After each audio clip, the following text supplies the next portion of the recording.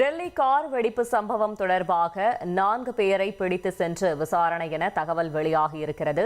மேலும் விவரங்களை செய்தியாளர் ரமேஷ் வழங்கிட கேட்கலாம். ரமேஷ் வணக்கம். அந்த 4 பேரின் விவரங்கள் என்ன, முழு தகவல்களை சொல்லுங்க.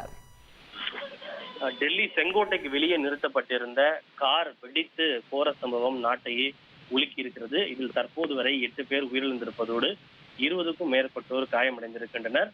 இந்த சம்பவத்தை தொடர்ந்து காவல்துறையினர் இரவு முழுவதும் அந்த பகுதியை சுற்றிருக்கக்கூடிய எல்லா இடங்களிலும் தீவிரமான சோதனையை மேற்கொண்டு வருகின்றனர். குறிப்பாக டெல்லி செங்கோட்டையை சுற்றி பஹார்கஞ்ச், தரியாகஞ்ச் உள்ளிட்ட பல்வேறு இடங்கள் இருக்கின்றன.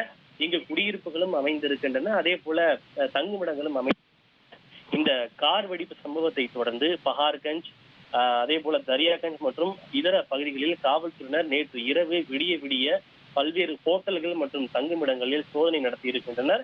அந்த ஹோட்டல்களுடைய வருகை பதிவேடு மற்றும் ஆவணங்களையும் காவல்துறையினர் ஆய்வுக்கு உட்படுத்தி சோதனை செய்தனர். இந்த ஆய்வில் சந்தேகத்திற்கிடமான வகையில் தங்கியிருந்த 4 பேரை காவல்துறையினர் விசாரணைக்காக பிடித்து அழைத்து சென்றுள்ளனர். அவர்களின் மீது ஏதாவது தவறு இருப்பது என்று காவல்துறைக்கு சந்தேகம் ஏற்பட்டால் உடனடியாக அவர்கள் முறைப்படி கைது செய்யப்படுவார்கள் என காவல்துறை வட்டாரங்கள் தெரிவித்திருக்கின்றன.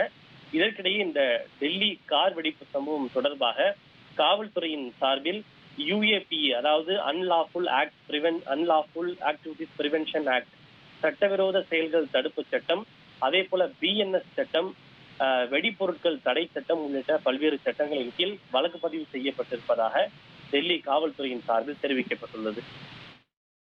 தகவல்களுக்கு நன்றி ரமேஷ்குமார்.